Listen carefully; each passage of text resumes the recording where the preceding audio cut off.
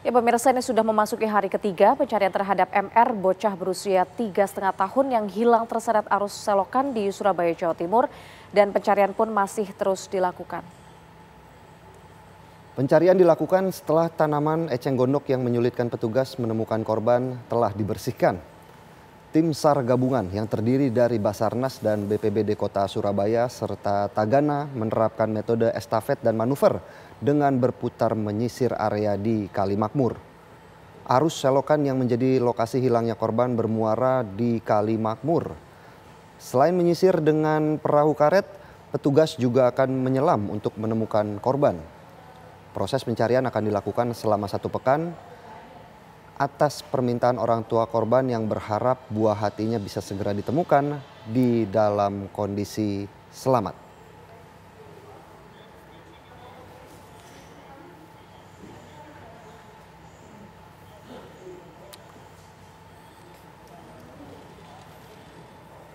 Dan pemirsa, kami akan ajak Anda untuk bergabung dengan rekan kami Goldi Gumilang untuk mengetahui bagaimana perkembangan terkini pencarian balita yang terseret arus lokasi di selokan di Surabaya, Jawa Timur. Selamat siang Goldi, bagaimana sejauh ini proses evakuasi ataupun pencarian yang dilakukan terhadap balita yang hilang terbawa arus selokan? Silakan. Selamat siang Philip, Fadaidi dan juga pemirsa. Hari ketiga pencarian balita berusia 3,5 tahun berjenis kelamin laki-laki masih terus dilakukan oleh tim SAR gabungan, mulai dari BPBD Kota Surabaya, Tagana, dan lain sebagainya. Dan saat ini kami berada di samping Kali Makmur, di mana di lokasi ini juga didirikan posko untuk pencarian korban di hari ketiga ini. Dan untuk mengupdate informasinya, di samping kami telah bergabung dengan Pak Eko Aprianto selaku Ketua Tim SAR gabungan dari Laka Wiyung Surabaya. Selamat siang Pak Eko. Selamat siang. Pak Eko, bisa diceritakan ke pemirsa TV One seperti apa update-nya Pak hingga siang hari ini?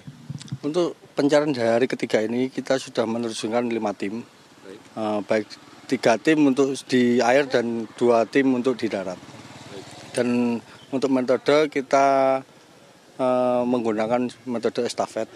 Jadi untuk menghindari obstacle eceng gondok, biar daerah yang ke bawah tersisir, jadi kita memakai metode estafet. Oke, baik. Pak, ini sudah hari ketiga. Untuk perluasan wilayah pencarian apakah ada Pak? Atau kalau ada sampai di mana Pak? Untuk perluasan wilayah tetap kita lakukan. Untuk searching kita sampai terakhir di pintu tol Gunung Sari. Oke, terakhir di pintu tol Gunung Sari. Oke, baik.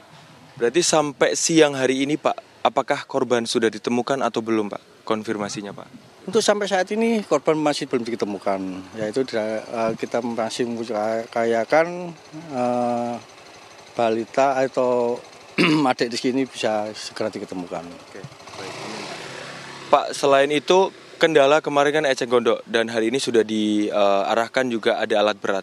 Namun kendala lain yang menyertai pencarian ini seperti apa sih Pak? Bisa diceritakan? Untuk kendala yang lain selain eceng gondok juga kontur sungai. Kontur sungai ada di beberapa titik bervariatif kedalamannya. Oke.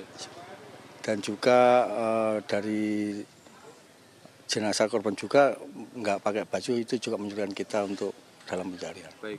Pak Eko, tadi sebelum wawancara kita juga berbincang soal drone. Ini seperti apa Pak? Akan dikerahkan drone untuk ikut mencari korban di sini? Benar Mas, kita sudah mengoyangkan ke teman-teman komunitas drone, baik dari komunitas maupun dari instansi termasuk BPBD provinsi. Kita sudah hubungi untuk meminta drone untuk memonitor di eceng gondok yang di daerah SMP 34. Oke, baik. Baik Pak Eko Aprianto, terima kasih banyak atas informasinya. Semoga proses pencarian segera ditemukan Bapak. Amin. Oke.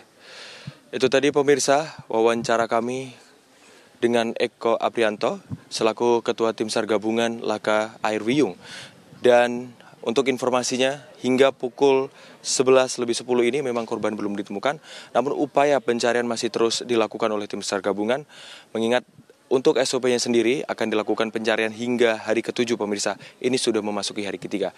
Dan tentu kita mendoakan agar upaya pencarian segera berhasil ataupun segera ditemukan untuk korban balita berusia 3,5 tahun tersebut. Kami kembalikan ke rekan-rekan di studio.